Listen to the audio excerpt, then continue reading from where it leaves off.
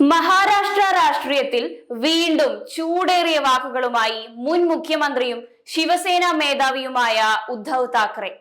താക്കറെ എന്നത് വെറുമൊരു ബ്രാൻഡ് മാത്രമല്ലെന്നും അത് മഹാരാഷ്ട്രയുടെ സ്വത്വവും മറാത്തി പൗരന്മാരുടെ ആത്മാഭിമാനവും ഹിന്ദുത്വത്തിന്റെ അഭിമാന ചിഹ്നവുമാണെന്നും ഉദ്ധവ് ശക്തമായി വാദിച്ചു. ചില ശക്തികൾ ഈ പേരിനെ ഇല്ലാതാക്കാൻ ശ്രമിക്കുകയാണെന്നും വ്യക്തമാക്കി. ഈ പ്രസ്താവനകൾ മഹാരാഷ്ട്ര രാഷ്ട്രീയത്തിൽ പുതിയ തരംഗങ്ങൾ സൃഷ്ടിക്കുകയാണ്. UBT സേനയുടെ മുഖപത്രമായ സാമ്നയ്ക്ക് നൽകിയ അഭിമുഖത്തിലാണ് ഉദ്ധവ് താക്കറെ തന്റെ നിലപാടുകൾ വ്യക്തമാക്കിയത്.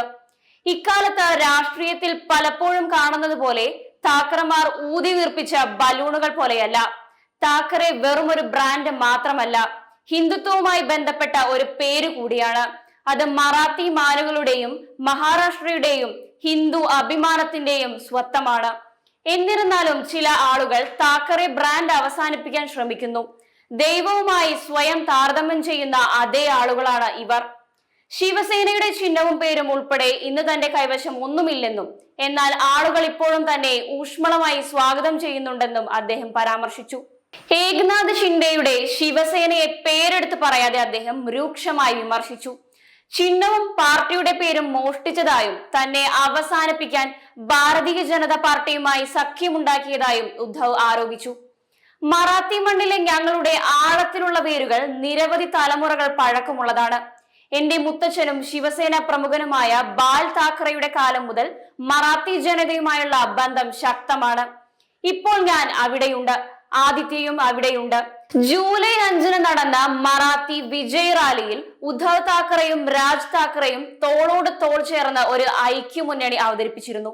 ശക്തമായ അഭ്യൂഹങ്ങൾ ഉണ്ടായിരുന്നിട്ടും സഖ്യം രൂപീകരിക്കുന്നതിൽ കാര്യമായ പുരോഗതി ഉണ്ടായില്ല.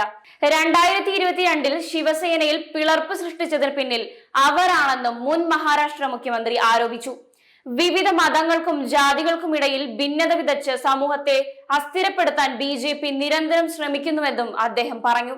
2022 ജൂണിൽ മുതിർന്ന നേതാവ് ഏക്നാഥ് ഷിൻഡെയുടെ നേതൃത്വത്തിലുള്ള ഒരു വിഭാഗം ശിവസേനയിൽ നിന്ന് പിരിഞ്ഞത്. ഉദ്ധവ് താക്കറെ കോൺഗ്രസുമായും NCPയുമായും സഖ്യത്തിൽ ഏർപ്പെടുന്നതിലൂടെ പാർട്ടിയുടെ കാതലായ ഹിന്ദുത്വ പ്രത്യയശാസ്ത്രം ഉപേക്ഷിച്ചുവെന്ന് ആരോപിച്ചുകൊണ്ടായിരുന്നു. ഇത് താക്കറെയുടെ സർക്കാരിന്റെയും പതനത്തിലും BJPയുടെ പിന്തുണയോടെ ഒരു പുതിയ സർക്കാർ രൂപീകരണത്തിനും കലാശിച്ചു. തന്റെ പാർട്ടി ഒരു അഴിമതി പ്രവർത്തനങ്ങളിലും ഏർപ്പെടാത്തതിനാൽ പാർട്ടിയുടെ പേരും ചിഹ്നവും എടുത്തുകളയാൻ തിരഞ്ഞെടുപ്പ് കമ്മീഷന് അവകാശമില്ലെന്ന് അദ്ദേഹം വ്യക്തമാക്കി. ശിവസേനയുടെ ഔദ്യോഗിക പേരും ചിഹ്നവും ഏക്നാഥ് ഷിൻഡെയുടെ ഗ്രൂപ്പിന് നൽകാനുള്ള തിരഞ്ഞെടുപ്പ് കമ്മീഷന്റെ തീരുമാനത്തെ ചോദ്യം ചെയ്തത് ഉദ്ധവ് താക്കറെ സമർപ്പിച്ച ഹർജി ഓഗസ്റ്റ് 11 സുപ്രീം കോടതി പരിഗണിക്കും. സുപ്രീം കോടതിയുടെ വിധി മഹാരാഷ്ട്ര രാഷ്ട്രീയത്തിൽ നിർണായക സ്വാധീനം ചെലുത്തുമെന്നതിൽ സംശയമില്ല. ഈ പ്രസ്താവനകൾ വരും ദിവസങ്ങളിൽ മഹാരാഷ്ട്ര രാഷ്ട്രീയത്തിൽ കൂടുതൽ ചർച്ചകൾക്ക് വഴിയൊരുക്കുമെന്ന് ഉറപ്പാണ്. സുപ്രീം കോടതിയുടെ തീരുമാനം താക്കറെ വിഭാഗത്തിന്റെ ഭാവി നിർണ്ണയിക്കുന്നതിൽ വലിയ പങ്കുവഹിക്കും.